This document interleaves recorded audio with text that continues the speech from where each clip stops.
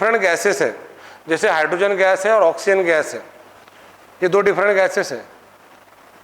तो ये different gases के अंदर equal volume of all gases, उनका वॉल्यूम अगर सेम है तो उनके मॉलिक्यूल सेम रहेंगे। अगर हाइड्रोजन गैस का मेरे पास में 1 लीटर है और 1 लीटर ऑक्सीजन गैस है, तो भले दो अलग अलग गैस है बट उनका वॉल्यूम इक्वल है 1-1 लीटर। तो 1 लीटर हाइड्रोजन गैस में जितने मॉलिक्यूल रहेंगे हाइड्रोजन के, उतने ही मॉलिक्यूल 1 लीटर ऑक्सीजन गैस में ऑक्सीजन के रहेंगे। सादे भाषा में इसको अपन कह सकते हैं कि जो वॉल्यूम रेशियो था वो मॉलिक्यूल रेशियो रहेगा, और मॉलिक्यूल तो अपन मोल पर से निकालते। तो मैंने इसको एक लाइन और बढ़ा दिया इसके अंदर कि जो वॉल्यूम रेशियो होता है आप उसको मोल रेशियो ले सकते, आप उसको मॉलिक्यूल रेशियो ले सकते। अब मैंने एवोगाड्रो लॉ का थोड़ा मॉडिफाइड फॉर्म बताऊंगा मैं आपको, जरा ध्यान से सुनना। मतलब अगर कोई रिएक्शन अपने पास में है और आपको उसका मोल रेशियो पता चल गया, मोल रेशियो मतलब पता है किसको कहते हैं? 1 मोल मीथेन को जलाने के लिए 2 मोल ऑक्सीजन लग रहा है, ये होगा मोल रेशियो। तो अपन इसको ऐसे भी कह सकते हैं 1 लीटर मीथेन को जलाने के लिए 2 लीटर ऑक्सीजन लगेगा। हालांकि 1 मोल के लिए 2 मोल लग रहा, तो मैंने मोल के जगह पे क्या यूज करा? लीटर। तो लीटर किसका यूनिट हो गया? लीटर किसका यूनिट हो गया? वॉल्यूम का। तो मोल के जगह अपन क्या यूज कर सकते हैं? वॉल्यूम। और वॉल्यूम अपन क्या में लिए? लीटर में लिए। अब उसको ml के अंदर भी ले सकते हैं। और चूंकि अपन 1 लीटर लिए, 1 लीटर के लिए 1 लीटर मीथेन के लिए 2 लीटर ऑक्सीजन लग रहा, तो इसको अपन ऐसा भी कह सकते हैं 1 मॉलिक्यूल मीथेन के लिए 2 मॉलिक्यूल ऑक्सीजन लगेगा। मतलब आप मोल रेशियो को वॉल्यूम रेशियो ले सकते, मॉलिक्यूल रेशियो ले सकते, बट मास रेशियो नहीं ले सकते। ऐसा नहीं कह सकते आप कि 1 किलो मीथेन के लिए 2 किलो ऑक्सीजन लग रहा, नहीं। आप बोलेंगे एक तो 1 मोल मीथेन के लिए 2 मोल ऑक्सीजन लग रहा, 1 लीटर मीथेन के लिए 2 लीटर ऑक्सीजन लग रहा, 1 मिलीलीटर मीथेन के लिए 2 मिलीलीटर ऑक्सीजन लग रहा, या 1 मॉलिक्यूल मीथेन के लिए 2 मॉलिक्यूल ऑक्सीजन लग रहा। मतलब आप मोल रेशियो क्या क्या ले सकते? वॉल्यूम रेशियो ले सकते, मॉलिक्यूल रेशियो ले सकते। मतलब जो मोल रेशियो रहेगा वही वॉल्यूम रेशियो रहेगा, वही मॉलिक्यूल रेशियो रहेगा। तो ये एवोगाड्रो लॉ का कहना था कि अगर अलग अलग गैसेस है बट उनका वॉल्यूम इक्वल है, वॉल्यूम मतलब क्या रहेगा? वॉल्यूम क्या रहेगा? वॉल्यूम वॉल्यूम रहेगा ना, और किस यूनिट में रहेगा वॉल्यूम? एक तो लीटर में रहेगा या तो ml में रहेगा। अरे समझ में आ रहा है ये? तो अलग अलग गैसेस का अगर वॉल्यूम इक्वल है तो उसके मॉलिक्यूल भी, क्योंकि अपन वॉल्यूम रेशियो को मॉलिक्यूल रेशियो ले सकते। अभी एग्जांपल तो दिया रहा है, ये हाइड्रोजन गैस है, ये ऑक्सीजन गैस है, इस मेरे पास में 1 लीटर हाइड्रोजन गैस है और 1 लीटर ऑक्सीजन गैस है, दोनों का इक्वल वॉल्यूम है। और 1-1 लीटर है कि नहीं? इधर इधर इधर बोर्ड पे थोड़ा सा क्वाइट बोरिंग है बट इंटरेस्टिंग है, इसमें क्वेश्चन आएगा, देखो ना MCQ डालूंगा मैं इसके ऊपर, फिर आपको बताऊंगा एवोगाड्रो लॉ लगता है इसके अंदर भी। जो बच्चे थोड़े शार्प है वो थ्योरी के अंदर ही क्लिक कर जाएंगे, जिनको थोड़ा सा करंट लगता है वो जब अपन इस पर क्वेश्चन लेंगे मंडे से, है ना, मंडे से क्वेश्चन स्टार्ट करेंगे पर MCQs, और उसमें प्रीवियस ईयर के पूरे क्वेश्चन कवर करने वाले अपन, तो आपका कॉन्फिडेंस बढ़ जाएगा कि आप प्रीवियस ईयर के सारे क्वेश्चन अपने सॉल्व करते आ रहे भी करके। तो मेरा पॉइंट ये था कि 1 लीटर हाइड्रोजन गैस है और 2 लीटर 1 लीटर ऑक्सीजन गैस है। तो 1 लीटर हाइड्रोजन गैस में हाइड्रोजन गैस के जितने मॉलिक्यूल रहेंगे उतने मॉलिक्यूल 1 लीटर ऑक्सीजन गैस में ऑक्सीजन गैस के रहेंगे। यानी गैसेस डिफरेंट थे बट उनका वॉल्यूम सेम था, तो उनके मॉलिक्यूल की संख्या भी equal. Volume of all gases at same temperature pressure contain equal number of molecule. इसको कौन सा लॉ कहते? एवोगाड्रो लॉ कहते। इतना ही काम था, बाकी की सब चीज़ें बकवास थी। ये 1811 फारा सब बकवास है, कोई काम की बात नहीं है। यहाँ पर अपना एवोगाड्रो लॉ हो गया। अब जो 2 क्वेश्चन मैंने बताया था आपको कि अपन 2 क्वेश्चन अभी देखेंगे, ये आपके सामने 2 क्वेश्चन है। वो एवोगाड्रो लॉ होने के बाद हाँ ये क्वेश्चन है, क्या अपन ने मीथेन के कंबशन की रिएक्शन देखे भी? ये रिएक्शन थे CH4 gas plus twice O2 gas की 1 CO2 गैस प्लस ट्वाइस, यही रिएक्शन फिर इधर नीचे भी है अगेन।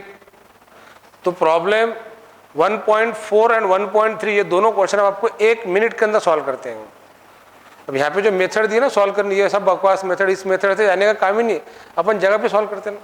चलो क्वेश्चन देखेंगे क्या पूछे हुआ। क्वेश्चन ये पूछे हुआ है, calculate the amount of water produce by the combustion of 16 gram of methane. मतलब आपको ये बोला गया 16 ग्राम मीथेन जलाने के बाद कितना ग्राम वाटर बनेगा। अमाउंट ऑफ वाटर बोला गया, मोल में निकालो या वेट में निकालो। Calculate amount of water produce by the combustion of 16 gram of methane. तो ये इधर देखो रे, ये रिएक्शन दी गई, अभी हमने देखा 16 ग्राम मीथेन को जलाने के बाद कितना 36 ग्राम वाटर बनता। अरे लिखे ना अपन ने भी, तो 36 ग्राम वाटर को अपन मोल में भी निकाल सकते हैं, और 36 ग्राम खत्म, क्वेश्चन तो खत्म हो। तो आपको सिर्फ क्या करते आना चाहिए था, मीथेन के कंबशन की रिएक्शन को बैलेंस करते आना चाहिए था।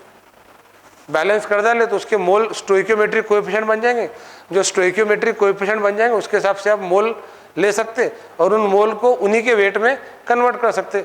मोल को अपन वॉल्यूम में भी कन्वर्ट कर सकते। मोल को वॉल्यूम में कन्वर्ट करने के लिए आपको एक फार्मूला लगाना पड़ेगा, 1 मोल बराबर 22.40 m³। 1 मोल बराबर, तो 1 मोल बराबर 22.40 m³, तो 2 मोल बराबर 44.80 m³, एंड सो सिंपल। अभी अगला क्वेश्चन देख लो, ये अगला क्वेश्चन, ये क्वेश्चन में क्या बोला गया, how many moles of methane are required to produce 22 gram of carbon dioxide, 22 gram carbon dioxide after combustion. Sir फिर ये कैसे समझेगा कि ये क्वेश्चन ऐसे सॉल्व करना है? बहुत सिंपल है, जब आप पूरा पॉइंट पढ़ेंगे तो आपको समझ में आ रहा कि आपको how many moles of methanes are required to produce 22 gram of carbon dioxide after combustion. किसका कंबशन कर रहे हैं? मीथेन का। और कंबशन किसका कर रहे हैं? तो आपको मीथेन के कंबशन की रिएक्शन को क्या करना पड़ेगा? बैलेंस। जब भी अपन बैलेंस करना सीखे, अपन मीथेन क्या, अपन अल्केन के कोई भी खानदान की कंबशन रिएक्शन को बैलेंस कर सकते हैं। और आगे चल के इसके शॉर्टकट भी है, मतलब आप जब आगे आगे जाएंगे तो अपन इसके शॉर्टकट में भी चले जाएंगे। पहले ये तो देख लो, फिर पर मीथेन की कंबशन रिएक्शन को बैलेंस करें, और बैलेंसिंग करने के बाद मतलब मीथेन का जब रिएक्शन कंबशन रिएक्शन बैलेंस हो गया, तो बैलेंसिंग के बाद ये समझ में आ रहा था कि क्वेश्चन किसमें पूछा गया, 22 ग्राम कार्बन डाइऑक्साइड प्रोड्यूस करना है। अगर मैं यही पॉइंट यहाँ बता दूँ ना इमीडिएटली, ये देख लो 44 ग्राम कार्बन डाइऑक्साइड के लिए मुझे 16 ग्राम मीथेन लग रहा। अब क्वेश्चन कितने ग्राम पे पूछा गया था? 22 ग्राम। तो 22 ग्राम के लिए कितना लगेगा? 8 ग्राम। अब 8 ग्राम बोलो, या तो आधा मोल बोलो, या तो 11.2 dm³ बोलो, या तो 11,200 ml बोलो।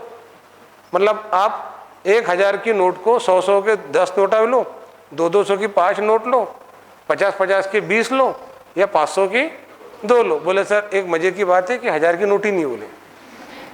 हाँ ये कुछ सालों से नहीं है, पहले थी।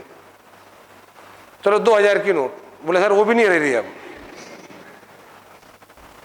वो अपना प्रॉब्लम नहीं है, ठीक है ना। जैसा एक सिंपल है, इधर की कोई भी टर्म को उठा के उधर के कोई भी कंपाउंड के टर्म्स के साथ क्वेश्चन पूछ सकते। अगर मैं ऐसा बोलता कि मेरे पास 1.6 ग्राम मीथेन है, तो उसको जलाने के लिए 6.4 ग्राम क्या लगेगा? ऑक्सीजन। 4.4 ग्राम क्या बनेगा? Carbon dioxide. और 3.6 ग्राम क्या बनेगा? वाटर। इधर जैसा उधर वैसा, चाहे वेट केस में लो या मोल केस में लो के वॉल्यूम केस में लो। बट एक बात ध्यान में रखना, मैंने 1 मोल को मतलब 1 मोल को मैं 1 लीटर लिख सकता, 1 ml लिख सकता, बट 1 मोल को मैं 1 ग्राम या 1 किलोग्राम नहीं लिख सकता, क्योंकि जो मोल रेशियो होता है वो वॉल्यूम रेशियो होता है, और जो वॉल्यूम रेशियो होता है वो मॉलिक्यूल रेशियो होता है। मॉलिक्यूल भी रेशियो एवोगाड्रो लॉ वही तो बोलना था, बट वो मास रेशियो नहीं रह सकता। मतलब 1 मोल 2 मोल 1 मोल 2 मोल की जगह में क्या लिख सकता? 1 litre 2 litre 1 litre 2 litre, 1 ml 2 ml 1 ml 2 ml, 1 molecule 2 molecule 1 molecule 2 molecule, but 1 ग्राम 2 ग्राम 1 ग्राम 2 ग्राम नहीं लिख सकता, क्योंकि जो मोल रेशियो आ रहा है वो वॉल्यूम रेशियो रहेगा। जो वॉल्यूम रेशियो रहेगा वो मॉलिक्यूल रेशियो रहेगा, बट वो मास रेशियो और वॉल्यूम और मॉलिक्यूल ये एक जैसे रहते। ये कौन से लॉ ने बोला था? एवोगाड्रो लॉ ने बोला। अरे समझ में आया एवोगाड्रो लॉ? तो एक क्वेश्चन के अंदर सारी चीजें क्लियर हो गई, 2 न्यूमेरिकल भी नहीं पड़ गए। अब इथेनॉल पे क्वेश्चन लेंगे, इथेनॉल का बैलेंसिंग हो गया। अब बोले इथेनॉल के नीचे क्या लिखेंगे? यहाँ अपन क्या लिखेंगे? चलो बोलो 1 मोल, इधर क्या लिखेंगे? 3। अच्छा बात जरा बोलते रहो, 1 मोल, इधर लिखेंगे अपन 3 मोल, यहाँ पे क्या लिखेंगे? 2 मोल, इधर क्या लिखेंगे? 3 मोल। सिंपल। अब अपन इस 1 मोल की जगह क्या लिख सकते? 46 ग्राम। यहाँ क्या लिखेंगे? 96, बिकॉज टोटल 6 ऑक्सीजन हो रहे, 3 to the 6 and 6 into 16, 96 gram. 2 mole carbon dioxide कितना होगा? 88 ग्राम। और 3 मोल वाटर कितना होगा? 54 ग्राम। इसमें एक और लॉ देख लेंगे अपन, law of conservation of mass. जो 2 लॉ तो निपट गए अपने मजाक मजाक के अंदर। और लॉ ऑफ मल्टीपल प्रोपोर्शन वो तो बहुत ही सिंपल है, जिस पे सबसे ज़्यादा क्वेश्चन आने के चांस है। उसके एक छोटी सी लाइन बनाया था मैंने, कंपाउंड डिफरेंट एलिमेंट से, आधे लाइन के अंदर आप उस पर के एमसीक्यू सॉल्व कर लेंगे। और अपन जो एमसीक्यू लेंगे क्लास के अंदर मंडे से, तो इस लॉ ऑफ मल्टीपल प्रोपोर्शन पे कम से कम मैं 2-3 क्वेश्चन डालूंगा अलग अलग टाइप के। हाँ चलो बोर्ड पे देख के बताओ, इधर 46, ये इधर 16 और 64, 80, ये पॉइंट तो छोड़ दो, पॉइंट तो बाद में लिखिए। 16 और 64 कितना और 80, 44 और 36, मतलब आपने जितना रिएक्टेंट लिए उतना, मतलब यही लॉ ऑफ कंजर्वेशन ऑफ मास है कि आप जब कोई रिएक्शन परफॉर्म करते हैं तो उसमें जितना रिएक्टेंट यूज करते हैं उतना ही प्रोडक्ट बनता है, और किसी तरह का कोई भी रिएक्टेंट ना वेस्ट होता ना एक्स्ट्रा का क्रिएट होता। जैसे law of conservation of energy, energy can neither be created nor be दो it can be converted from one form to another form. तो ये जो मास का वही लोचा है, जितना भी आपने मास ऑफ रिएक्टेंट लिए उतना ही मास ऑफ क्या बनेगा, प्रोडक्ट। तो टोटल मास ऑफ रिएक्टेंट बराबर टोटल मास ऑफ प्रोडक्ट। अब मान लो अगर आपको एक रिएक्शन दी हुई है और उसमें क्या दिया गया, A plus B give C plus D, और आपको A और B का मास दिया गया और C और D में से C का मास दिया गया, D का मास पूछा गया, तो वो सिंपल है। अरे यार समझ में आ रहा है क्या? मतलब समझो उधर 10 और 20, ये टोटल कितने हो गए, 30, A और B मिला के 30 हो गए। इधर C और D में C का मास दिया गया 15, तो D का कितना रहेगा? क्या बात है, क्या बात है ना, जो ये बात है। तो 30, पर इसमें मजे की बात यह है कि रिएक्शन दे भी नहीं रहेंगी, तो आपको रिएक्शन तैयार करते आना चाहिए। तो अपन वही तो रिएक्शन तैयार, अब रिएक्शन भी दे दे रहे, ये सब दे दे रहे, फिर तो मजाक हो जा रहा है फिर तो क्वेश्चन के अंदर। मतलब कहीं ना कहीं आप कहाँ पे अटकेंगे, आपको रिएक्शन तैयार करते आना पड़ेगा। तो रिएक्शन फॉर्मेशन होगी, कंबशन, इस टाइप की रिएक्शन रहेगी, आपको रिएक्शन बैलेंस करते आना चाहिए। एक बात बताओ, मीथेन के कंबशन को कितना मोल O2 लग रहा, कितना लग रहा? अरे मीथेन के 1 मोल के कंबशन को कितना मोल O2 लग रहा? और इथिल अल्कोहल के कंबशन को कितना लग रहा? 3 मोल। तो एक बात बताओ, हीट एनर्जी ज्यादा कहां पे इवॉल्व होगी?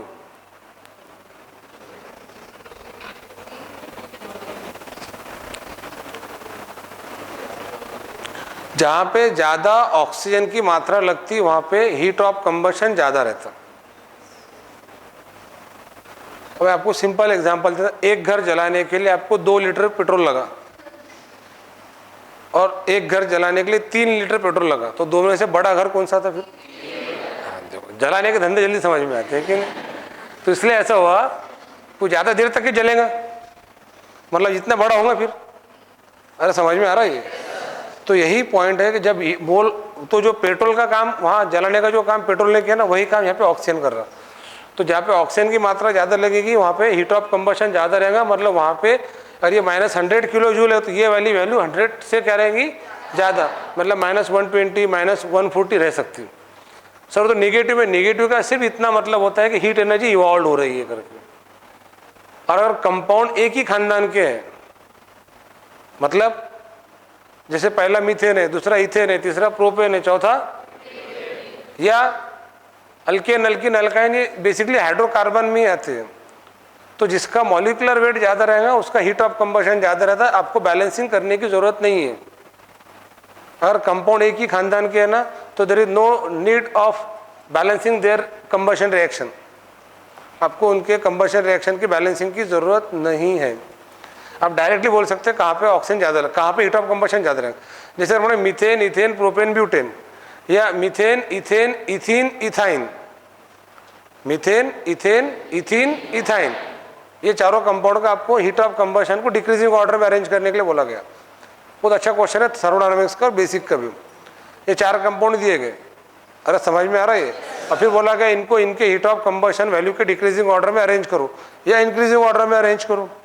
तो आपको क्या करना पड़ेगा, सिंपली ये सब एक ही, वैसे तो इसका आंसर पता है कैसे, आप पहले चारों की कंबशन रिएक्शन बैलेंस करो। अब यहाँ एक के वांदे हैं, फिर चारों की बैलेंसिंग करो, फिर ये देखो कहाँ पे ऑक्सीजन ज़्यादा लग रहा, मतलब इसको जलाने के लिए ज़्यादा पेट्रोल लग रहा, मतलब ज़्यादा बड़ा होगा फिर। तो ऐसा नहीं करना। अगर कंपाउंड एक ही खानदान के, तो इसका मीनिंग ये था कि आपको बैलेंसिंग करने के बजाय आपको सिंपली क्या करना था, उनके क्या फाइंड करना था, मॉलिकुलर वेट। एक बात बताओ, सपोज CH4 कितना मॉलिकुलर वेट है 16, देन इथेन C2H6 कितना है इसका 30, देन C2H4 कितना है इसका 28, देन C2H2, ये मीथेन है, ये इथेन है, ये इथीन है और ये इथाइन है। इथाइन मतलब एसिटिलीन। अरे समझ में आ रहा है ये? तो इसमें मॉलिकुलर वेट ज़्यादा किस करेंगे, इथेन करेंगे। तो जिसका मॉलिकुलर वेट ज़्यादा उसका हीट ऑफ कंबशन ज़्यादा, तो हीट ऑफ कंबशन ज़्यादा इस करेंगे, उससे कम इस करेगा, उससे कम इस करेगा, सबसे कम इस करेंगे, डिक्रीजिंग ऑर्डर में अरेंज हो गए। तो हीट ऑफ कंबशन को डायरेक्टली अपन किससे रिलेट कर सकते हैं, मॉलिकुलर। और जो मैंने कल आपको एक क्वेश्चन समझाया था हीट ऑफ फॉर्मेशन, तो मेरी ऐसी इच्छा हो रही है कि मैं उस पर आपको एक पॉइंट बताऊं करके, पर वो थोड़ा सा हाई लेवल का हो जाएगा। पर अब अभी 1 साल से पढ़े करें तब क्या 11वीं में थोड़ी रहे, 12वीं के अंदर हम जैसे अभी अपन ने हीट ऑफ कंबशन डिस्कस करें। अरे समझ में आ रहा है? तो ऐसे अपन कंपाउंड की स्टेबिलिटी को उनके हीट ऑफ फॉर्मेशन वैल्यू से भी कंपेयर कर सकते हो। मतलब अगर आपको 4 डिफरेंट कंपाउंड दिए गए और उनकी हीट ऑफ फॉर्मेशन की वैल्यू दी गई, तो उस हीट ऑफ फॉर्मेशन के वैल्यू के हेल्प से आप ये कह सकते हैं कि उसमें से सबसे ज़्यादा स्टेबल कौन, सबसे कम स्टेबल कौन। इसको सादी भाषा में कहते हैं comparison of the stability of the compound on the basis of their heat of formation values. और ये बात को समझने के लिए आंख लगाने की जरूरत नहीं है, ये वैसे भी आंख खोल के भी समझ सकते हैं आप, अर्थात सोने की जरूरत नहीं है। हाँ, तो ये जो मैंने पॉइंट बताया ना, जो बैलेंसिंग समझ में आ गया? अरे समझ में आया क्या? बैलेंसिंग के साथ साथ अपन एक ही चीज को कैसे कैसे लिख सकते मैंने बताया। 1 मोल को क्या क्या करके लिख सकते हैं अपन? 1 मोल को लिख सकते 1, हाँ बोलो ना शाबाश, 1 मोल को लिख सकते 1 लीटर, 1 मोल को लिख सकते 1 ml, 1 मोल को लिख सकते अपन 1 मॉलिक्यूल। बट उसको क्या नहीं लिख सकते अपन? 1 ग्राम, 1 ग्राम नहीं लिख सकते, क्योंकि ऑलरेडी 16 ग्राम लिखे हुआ उसके नीचे, इक्वल टू मॉलिकुलर वेट। तो मोल रेशियो को अपन ने वॉल्यूम में लिए, वॉल्यूम बराबर मॉलिक्यूल हो जाएगा, equal mole equal molecule, but वो मास रेशियो नहीं रहेगा। तो अपन यहाँ पे क्या क्या लिख सकते वो भी क्लियर कर दिया, उसकी अलग अलग वैल्यूज भी लिख सकते हैं। एक बात बता, अगर मैंने ऐसा बोला कभी कि मेरे पास 16 ग्राम मीथेन है, तो इतना ऑक्सीजन लग रहा, 16 ग्राम मीथेन को जलाने के लिए, एकदम गावरान भाषा में बोल रहा हूँ, 2 मोल ऑक्सीजन लग रहा, अर्थात 64 ग्राम ऑक्सीजन लग रहा, अर्थात 44.8 dm³ ऑक्सीजन लग रहा। अब मैं बोलूँ मेरे पास 16 ग्राम मीथेन है ही नहीं, मेरे पास 8 ही ग्राम मीथेन है, तो 8 ग्राम मीथेन है, तो फिर ये वैल्यू उसके हिसाब से कम हो जाएंगी। अरे कम हो जाएंगी ना, सिंपल है, जितना खाएंगे उतना बिल लगेगा।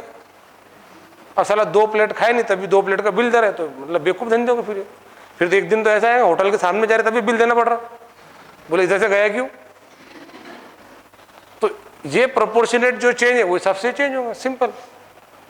तो अब क्वेश्चन सिर्फ मीथेन पे नहीं आएगा, एक एग्जाम्पल के लिए लिया अपन, आप ऐसे कोई भी कंपाउंड के क्वेश्चन ले सकते। यहाँ पे देख लो, अब 1 मोल की जगह क्या लिखेंगे? 22.4 dm³। यहाँ 3 मोल की जगह क्या लिखेंगे अपन? 3 × 22.4 कितना होगा? 67.2। अब 22.4 को 3 से मल्टीप्लाई करें तो कितना आएगा? 67 यहाँ पर आ जाएगा। ये कितना आएगा? 44.8। अरे डबल, अरे dm³ में ये कितना हो जाएगा? 67.2, 67.2 एंड सिंपल। इस तरह से इसका वॉल्यूम हो जाएगा। तो वॉल्यूम के कन्वर्जन इस तरीके से रहेंगे। तो पॉइंट क्लियर हो गया? तो बैलेंसिंग करते आएंगे फिर। अब कुछ कंपाउंड में दूँ आपको बैलेंसिंग करने के लिए, ट्राई करते क्या? चलो देखेंगे अपन जम तक बैलेंसिंग। मतलब आज थोड़ा सा हल्का सा इसकी प्रैक्टिस। 1 मिनट गड़बड़ मत करो, गड़बड़ नहीं करना, 1 मिनट। CH3 बॉन्ड COOH, और 1 मिनट, क्या इसमें डेल्टा N निकालते आएंगे? N2 कितना रहेगा रे? N2 कितना रहेगा? 1 प्लस, अबे 0 रहेगा ना। ये फिजिकल स्टेट कौन सी? लिक्विड। सिर्फ नंबर ऑफ मोल किसके काउंट करेंगे अपन? 1 प्लस 3, तो N2 कितना रहेगा 1, N1 कितना रहेगा 3, 1 माइनस 3, सिंपल। बस इस तरह से क्या नहीं, इधर इधर इधर, हाँ N2 कितना रहेगा 2 प्लस यहाँ पर, ओ बालक इधर इधर बाद में करेंगे बैलेंस से। यहाँ पर एक बात ध्यान में रखना, अगर कंबशन रिएक्शन 100 डिग्री सेल्सियस से ज्यादा टेम्परेचर पर की जाती है, if this mention in the question, तो ये आपके लिए एक ट्रैप किया हुआ रहता। सपोज आपको मीथेन का कंबशन बोला गया 400 केल्विन पे, कितने केल्विन पे, क्या 400 केल्विन, 373 केल्विन से